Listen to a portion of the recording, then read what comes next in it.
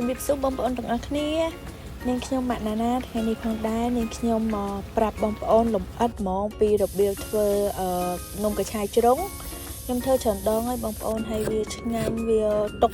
នៅទូកកមកយើងយកចេញមកក៏វាជៀនទៅវានៅស្រួយទន់អញ្ចឹងណាបងប្អូនតើបងប្អូនមកមើលពីរបៀបធ្វើទាំងអស់គ្នានាងខ្ញុំមានកញ្ឆាយ2គីឡូថ្ងៃនេះហើយយើងលាងវាហើយដាក់វាឲ្យស្ងួតទៅបងប្អូនហើយហាន់វាជាចំណិតទូចៗមកបន្ទាប់មកខ្ញុំដាក់ខ្ទឹមស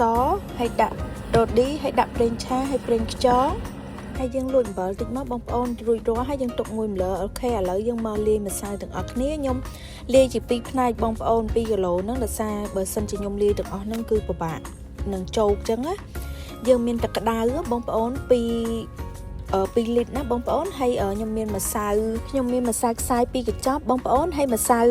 ឆា1កញ្ចប់និងម្សៅត្នោត1កញ្ចប់ផងដែរហើយយើងដាក់ប្រេងឆាចូលទៅបងប្អូនយើងចាក់ម្សៅនឹងច្បល់ចូលគ្នាហើយយើងលួចអំបិលបន្តិចដែរនំកញ្ឆាយហ្នឹងគឺយើងត្រូវការប្រេងឆាដើម្បីឲ្យសាច់នំយើងវាទន់អញ្ចឹងហើយបងប្អូនមិនបាច់ហត់ចាំទៅកូរនៅផ្ទះអីទេយើងគ្រាន់តែប្រើជាទឹកក្តៅវិញគឺអូខេហើយបងប្អូនប៉ុន្តែបងប្អូនត្រូវពាក់សំដៃ2ជាន់ណាព្រោះឲ្យវារៀងក្តៅបន្តិចបើយើងមានម៉ាស៊ីនវាយអីស្រួលបងប្អូនសម្រាប់ខ្ញុំធ្វើដោយដៃផ្ទាល់អញ្ចឹងបងប្អូនហើយយើងច្បល់វាប៉ុណ្ណឹងឲ្យសព្វណាបងប្អូនប៉ុណ្ណឹងហើយបងប្អូនម្សៅនឹងគឺទន់ឆ្ងាញ់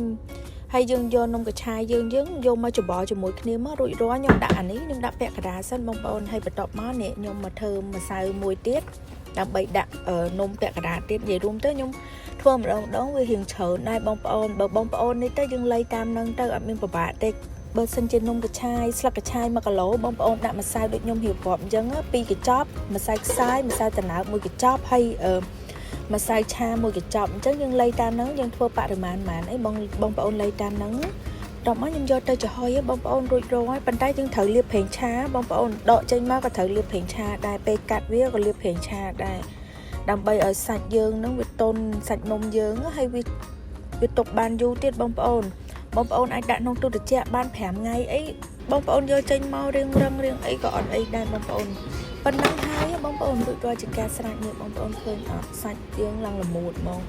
ហើយលឿនណាស់ហ្នឹងហើយយើងពេលជៀនហ្នឹងបងប្អូនដាក់ប្រេងឆារៀងច្រើនតិចទៅឲ្យវា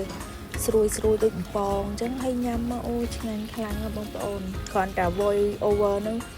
លេបទឹកមាត់ទៀតមកខ្ញុំចូលចិត្តធ្វើច្រើនណាយើងចម្លែកដាក់ទូកកខ្លះដាក់ទូទឹកកកខ្លះទុកញ៉ាំអញ្ចឹងណារួចរាល់បងប្អូននេះអរគុណច្រើនសូមជួយ like ជួយ share ផងណាបងប្អូនជួបគ្នាវីដេអូក្រោយបាយបាយសូមស្គមពីហើយទៅហើយហើយហាក់ប្រហែលបៀផង